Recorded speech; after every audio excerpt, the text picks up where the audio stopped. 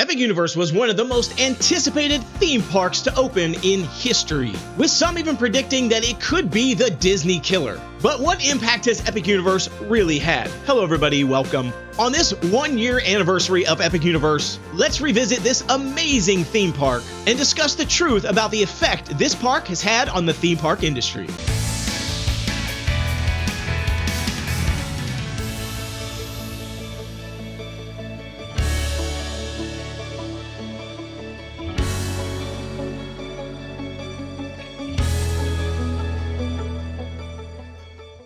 It's hard to believe that Epic Universe opened exactly 1 year ago today on May 22nd of 2025. I actually attended a sneak preview of Epic Universe before opening day, which was absolutely incredible, but you know that I just had to be there on opening day as well. And I will say it lived up to the hype. It absolutely lived up to the hype for me. After reporting on this park for years, I was probably one of Epic Universe's biggest fans. I was probably one of the most excited to really step foot inside this park after seeing all the concepts, everything that it had to offer, all the hype that I really was generating even myself through my videos. Stepping into that park for the first time absolutely lived up to expectations for me. And I met so many of you that watch my channel. I think that was probably the most amazing thing for me that day, was actually getting to meet all the people who have been commenting, watching, liking, subscribing to my videos over the years. Getting to meet so many of you. I think I talked to at least 100 people. I stopped and we had conversations, we talked, we said hi. I absolutely just loved that. It's probably one of the best experiences of my entire life. Of course, I also had the perfect day at Epic Universe, which not everybody has had, but I had the perfect day. During opening day, believe it or not, the capacity was so low. There was just nobody there. I mean, I feel like people were kind of shy about going, worried opening day was going to be a zoo. They didn't go too crazy with the ticket availability. And so opening day ended up being almost completely empty. There was like no wait times for anything. Everything was walk on. All the food was fresh, perfect. Everybody was on the top of their game. Everybody working at the park was like just as excited to open the park as we were to attend the park. So all the staff, all the team members, everybody was on their best behavior. They were all excited to be there. They were on the top of their game. The food was perfect. Amazing service, amazing spirit. Everything was running perfectly. It really was like a fever dream. Like, I didn't want to wake up from it. It was like such an amazing experience. And many people throughout the days and weeks following were just talking about how amazing the park was, and that it could potentially really disrupt Disney, that it could be the Disney killer. But of course, we know this was the honeymoon period. I mean, this was when all the biggest fans were there. Everybody was excited to try this park out for the first time. But then that honeymoon period sort of started to wear off. And all the problems with Epic Universe really started to come to the forefront, started to emerge. Some of those problems real, some of those problems imagined. So here we are, 1 year later, celebrating this anniversary. I just had to do this video. And now that all the hype has died down, reality has started to set in. What truly is the real impact that Epic Universe has had? First, I want to talk about the design of Epic Universe. Epic Universe just feels like a modern theme park. Every single detail makes it feel really like the theme park of the future, which makes perfect sense. When we think about the last large theme park that was really built in Orlando, that was, believe it or not, Islands of Adventure, way back in 1999. It's been over 25 years since the last big theme park prior to Epic Universe was opened. Before that was Animal Kingdom at Walt Disney World right next door. This was in 1998. And at the time, both of those theme parks were groundbreaking. They were each amazing parks in their own rights. And every single theme park that opens hopefully learns from the past theme parks. And you can clearly see all the learnings from Animal Kingdom opening, all the learnings from Islands of Adventure opening at Universal, decades of theme parks opening over and time again. You can all see those things reflected in the design of Epic Universe. First, let's talk about some of the good things. From the moment you walk into Epic Universe, the spacing, the way the park is laid out, the color, the lighting, music, even the placement of trash cans, all work perfectly. Nothing feels bolted on. Nothing feels like an afterthought. Nothing feels like it was just jammed in there at the last second.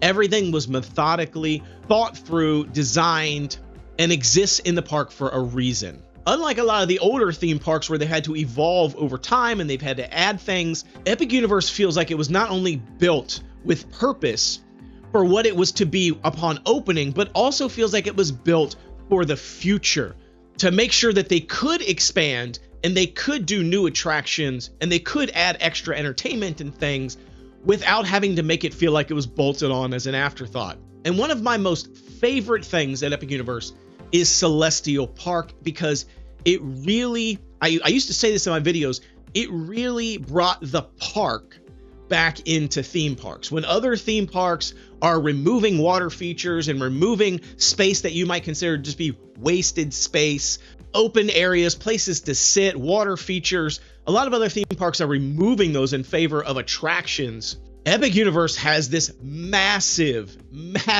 park space that just runs through the entire center of Epic Universe.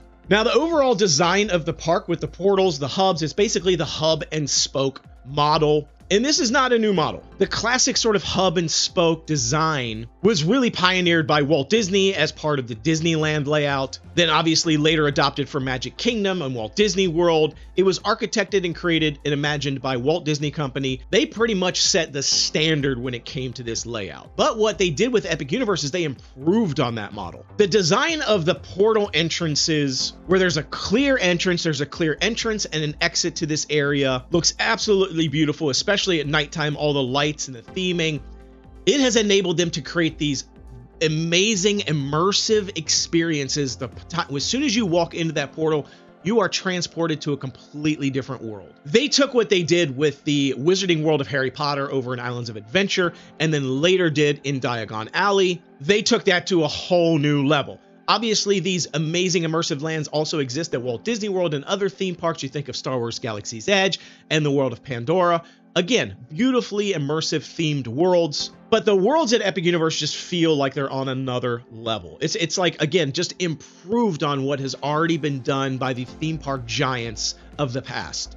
These worlds that they've created at Epic Universe just feel well-rounded. They're visually appealing, they're extremely immersive. Every attraction in that area works perfectly with that land, feels part of a story. You have amazing meet and greets, and moreover, you have great character interactions that are just walking through the park, adding energy and life. The food is completely aligned to the world of the land, the entertainment, the merchandise. It really feels like 5 theme parks in one. From a food perspective, Epic Universe has really redefined the category, in my opinion. They've redefined how theme park food, what theme park food really can be. You have amazing fast casual quick service dining locations that are, most of the food is almost like a sit down table service, except it is fast, it is quick service. You're in and out really quickly, and they have lots of food options to choose from, and it's all themed amazing food. You can tell they brought all their best chefs, all their best creators when it comes to food to the table and made sure that Epic Universe knocks it out of the park. So much so that some people say there's more food at Epic Universe than there is attractions. And I'm quite honestly here for it. In addition, they have amazing world-class shows like Untrainable Dragon. I mean, this is a Broadway quality show that is done multiple times throughout the day. It is a fantastic show that has emotion, has feeling. It's for all ages. It is a must-see. Usually shows are sort of an add-on. It is a must-do attraction. The show itself, it's something you just have to do when you go to Epic Universe. And then, of course, there are the world-class, groundbreaking attractions like Stardust, Monsters Unchained, Battle at the Ministry. The attractions are so spectacular that they basically cleaned house at the Golden Ticket Awards last year. There is one and only one theme park industry standard awards. It is like the Oscars of theme park awards. That's the Golden Ticket Awards. And last year, Universal took home more awards than any other theme park. They took home so many awards that they even shut out Disney, who actually took home 0 awards that year. I mean, they basically took control of that award ceremony. One of the biggest upsets was the Dark Universe Monsters Unchained attraction. It finally unseated Star Wars Rise of the Resistance over at Galaxy's Edge. That ride had been winning this best dark ride category for year after year after year. It's the same category that the Spider-Man attraction over at Islands of Adventure won for like 15 years. That was unseated. Rise of the Resistance took over for a long time, and then now Monsters Unchained has unseated them. They also won Best New Theme of 2025. That was Dark Universe. Best New Attraction Installation. That was The Wizarding World of Harry Potter Battle of the Ministry. And they won Best New Roller Coaster, which was, of course, Stardust Racers. They took home 5 out of 21 awards. Now let's talk a little bit about some of the not so good things. Number one is too many outdoor attractions. I think the biggest issue, one of the biggest issues with the park is there are not enough indoor attractions, not enough things that can operate during thunderstorms, rainy periods of time. Magic Kingdom, if you go to Magic Kingdom during a thunderstorm, it's pretty much almost unaffected. There's a couple of rides that are going to be gone, but for the most part, you can still have a killer day, even if it is lightning and thunder the entire day. Epic Universe almost shuts down. Like it pretty much shuts down because there's not enough. Yes, there are some indoor attractions, but the problem is when it's a thunderstorm, all the other attractions shut down, and then there's only a couple of attractions still running. Everybody is going to be at those attractions, which creates multi-hour waits, and it becomes basically untenable. And so when you think about Orlando, where it rains more than pretty much anywhere else, and it is going to thunderstorm a lot, I think that was a little bit of a miss, and Universal really knows this, which is why they're already adding more indoor attractions as we speak. Not only do they need to add additional capacity, but they also need to add more indoor capacity. Which leads me to my second piece, which is the capacity issues. Not enough attractions that eat enough people, not enough rides like Monsters Unchained, the Frankenstein Experiment that just pushes tons of people through it and is a dark ride. They need more of those, and so they're actively working on that. Another big one is not enough grab-and-go food carts. Like I said, there's tons of restaurants, tons of casual dining, tons of places to grab food, but they are all go inside, get some food, get a table, eat. Not enough like grab-and-go like hot dogs and pretzel stands and ice cream. I think ice cream is probably the biggest missing component at Epic Universe. They need some good ice cream, and they really don't have it. We do have Frosty Moon there in Celestial Park and a couple other places where you can get a little bit of ice cream, but they just don't really have, I don't think Frosty Moon is that great. There's not enough options. I think they need more ice cream. Another big one is the lack of a big end finale for the evening. They have a great water show. I'm not going to take anything away from that, but they don't have fireworks. Yes, the water show is good, but on water show evaluations, water show levels, Universal Sensational over at Universal Studios is light years beyond the water show, in my opinion.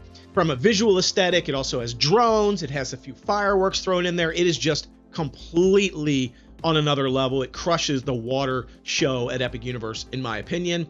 So the lack of like a big finale of fireworks, I think, is something that is hurting them. However, we do know they're working on fireworks.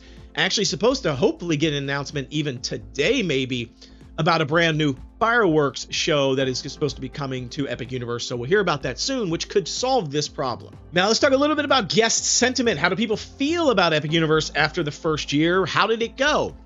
Well, overall on the surface, by the end of this year, overall, it's been about 70% positive sentiment and 30% negative sentiment. I did some social listening to try to understand the sentiment, whether it was positive or negative, and some of the emotions that are spiking. On volume, it's about 70-30. However, even the negative comments are still somewhat praising Epic Universe for its ambition, for its innovation and creativity, despite a lot of the operational challenges that they've had. Some of the positive notes include design quality, immersion, visual aesthetic, innovative attractions, the Super Nintendo world, and the Harry Potter experiences, of course. Some guests even describing it as the best theme park ever built. A lot of the negative feedback centers around ride breakdowns, operational challenges, long wait times, capacity issues, the weather issue I was talking about, and even the pricing, the premium pricing of Epic Universe, the cost of having to purchase single-day tickets over and over again, and it is not a cheap ticket. A lot of people were saying that like Universal used to be like a cheaper version of Walt Disney World, that you could go to Universal. They weren't price gouging. That sentiment is starting to go away. Like Epic Universe, the addition of that, Universal, their prices are continuing to go up as demand increases. And so the pricing, I feel like Universal's getting up there in pricing, just like with Walt Disney World. So some complaints about that, but overall to be expected. So I think the sentiment of the price is going to change away from like what's more expensive and what's more about the value that you're getting. It may be the same price on the surface, but what is the value you're getting out of a Walt Disney World vacation versus a Universal vacation? If you feel like the value is higher at one or the other for the price, that's going to probably influence which one you decide to do. Let's talk about financially for Comcast, what it's been doing for Universal. In Q2 of 2025, despite Epic Universe only being open for about a month at the time, they reported an 18.9% year-over-year increase for the quarter in revenue. And Comcast specifically cited Epic Universe as fueling that. And in Q3 of 2025, it went up again. They had another increase, 18.7% in revenue for the quarter over 2024. Q4 saw a 21.9% increase. And in just this past quarter, Q1 of 2026, they posted a 24% increase in revenue year over year. That is just an insane number, and it is very much credited towards Epic Universe. Guests were staying longer at Universal Resorts, which is exactly what they wanted. They wanted to turn it from a couple of day destination to a week-long destination. They wanted people to stay on Universal property instead of staying on Disney property and taking a day trip over to Universal. They wanted to flip that. That's exactly what it did. Multi-day ticket sales increased. Food and beverage spending rose significantly. Merchandise sales absolutely surged. It flew off the shelves, especially the Nintendo and the Wizarding World of Harry Potter merchandise. So their strategy of trying to get people to come to Universal and stay longer, and if you're going to do a Disney vacation, maybe a week there, maybe a week at Universal, or maybe a few days at each place, it has been working. Reportedly, it cost about $7 billion to create Epic Universe, and they've almost recouped that money here in the first year of operations. They've already almost gotten that money back that they spent in about a year's time. So some great things that happened out of Epic Universe opening and the success that they've had. There was more new announcements that were coming out. The new family-focused resort that's opening in Texas. Universal Horror Unleashed, permanent Halloween Horror Nights type experience there in Las Vegas. And plans for a huge new Universal theme park over in the UK. All fueled by the success of Epic Universe. Now let's talk about the impact that Epic Universe had on other theme parks and the industry in general. Number one, it really put pressure on Disney. This is not me coming out and saying like, oh, it's the Disney killer. What it is saying it put pressure on Disney that they had to now step up and perform. The competition, I mean, Disney's just been on top for so long. They've been kind of able to, I'm not saying they're resting over there because they're always thinking about new things, but the pressure for sure has been amped up big time. And competition just in general breeds better creativity, better innovation. And now you see Disney is investing $60 billion over the next 10 years. $30 billion of that is going to their theme parks specifically, and a lot of that in Walt Disney World.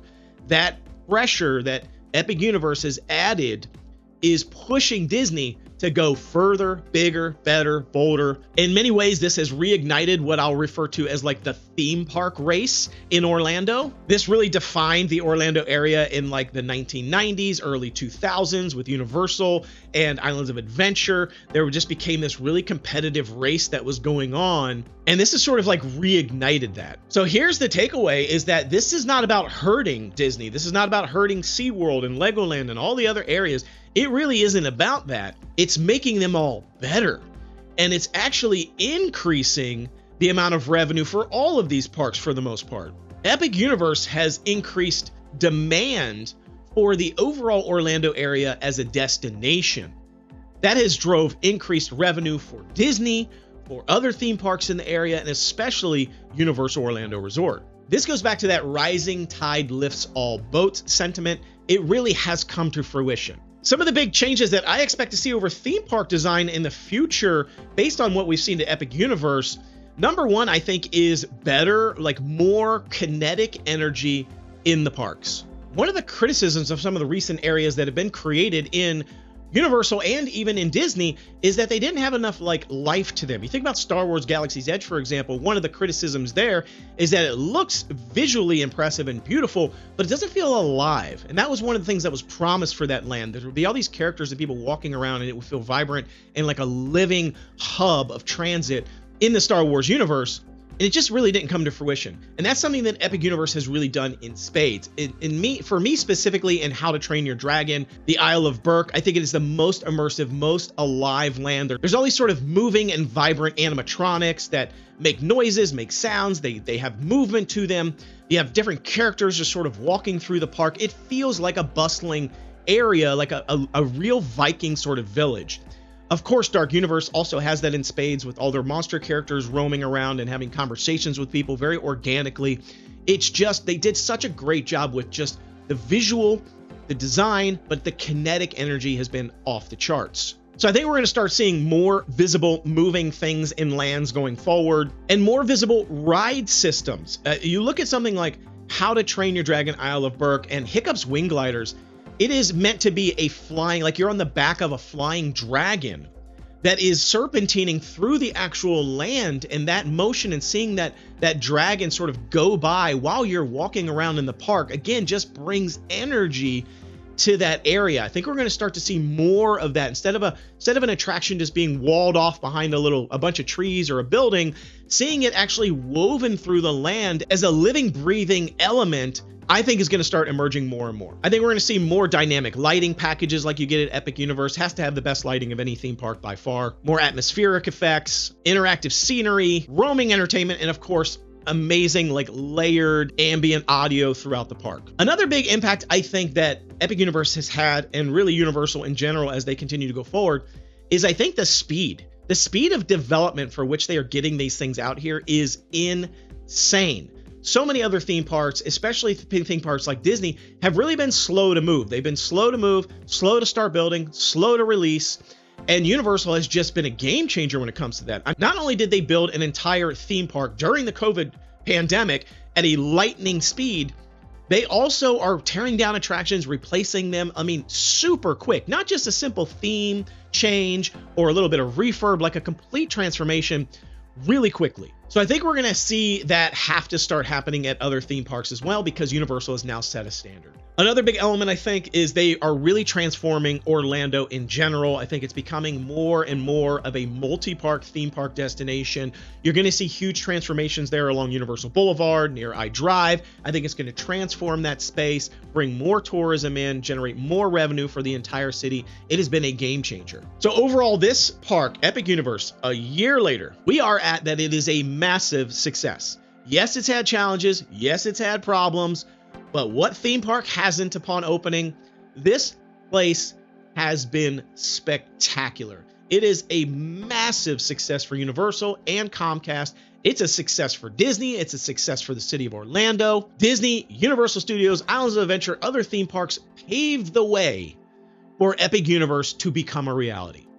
You have to give them credit. You gotta give them credit because they paved the way. Epic Universe is now standing on the backs of these giants. And what's really exciting is that whatever comes next, whether it's an Epic Universe or whether it's a brand new theme park altogether from Universal or Disney or otherwise, they will have learned from what Epic Universe has done successfully and what they haven't done successfully.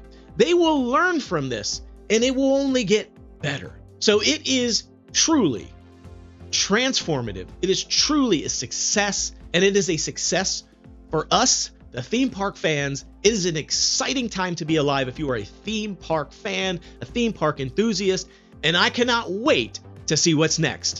So that's all I've got. Thanks so much for joining me in this 1 year review, this 1 year look back at all the amazing things Epic Universe has accomplished, celebrating this theme park. I hope you are celebrating with me and looking forward to the next year. Be sure to comment below and let me know what you think. What do you think about Epic Universe? What do you think is coming next that you're excited about? I'd love to hear from you down in the comments. Be sure, of course, to like, subscribe, and please share this with other people that you think might enjoy it. And please subscribe. Please subscribe to this channel.